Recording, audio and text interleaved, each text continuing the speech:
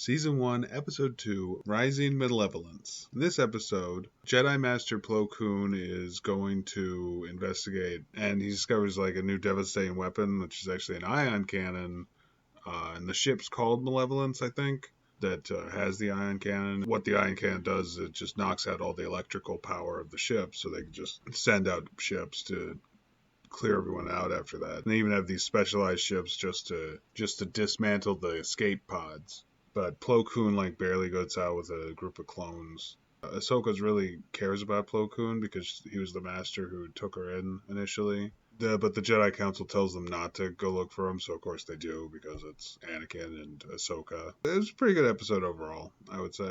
I especially liked the scenes between Anakin and Ahsoka and how he's basically teaching her how to do the wrong thing the right way. How to disobey orders correctly. Lives are in danger, Ahsoka. We can't just turn our backs on them. That's what I said back in the briefing room. I know, but the way you said it was wrong. I also enjoyed how really dark it got. I know it's a weird thing to enjoy, but it was like just after that movie and the previous episode being obviously targeted towards children, this was very adult. I think I mentioned before, this was the episode that got me back into Star Wars, really. The one thing. It showed me that you can put things on screen and have it feel like the original trilogy. That was just earlier this year for me. I mean, I've seen the latest trilogy, and I thought the first movie of those felt pretty much like Star Wars, but nothing else since then, really. I don't know. It's a mixed bag. All of Star Wars is a mixed bag, except the original trilogy. That's all great.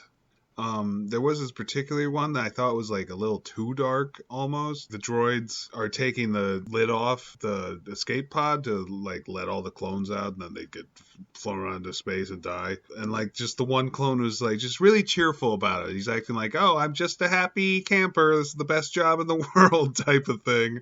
As they're floating off the tide, he's just like, well, they're dead pretty much.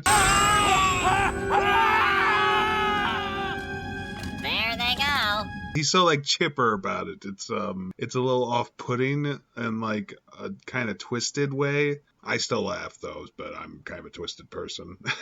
Overall, this was a very good episode.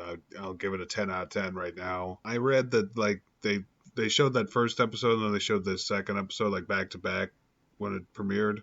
So that makes sense because this feels a lot more like a pilot than the first episode. And it kind of makes me think, why didn't they just put the first episode later anyway? No reason to have done it that way. And this had a lot more character development. It was all about Anakin and Ahsoka. I also like that it showed Dooku interacting with General Grievous. I like that they interacted well. So we got a bit of the heroes developing as the villains develop as well. And I thought that was good. I only hope this darker tone continues. I mean, this is a war. So there should be a lot of stuff like this, I think. I'm just glad they made this episode, I guess. And I guess we'll see how it continues.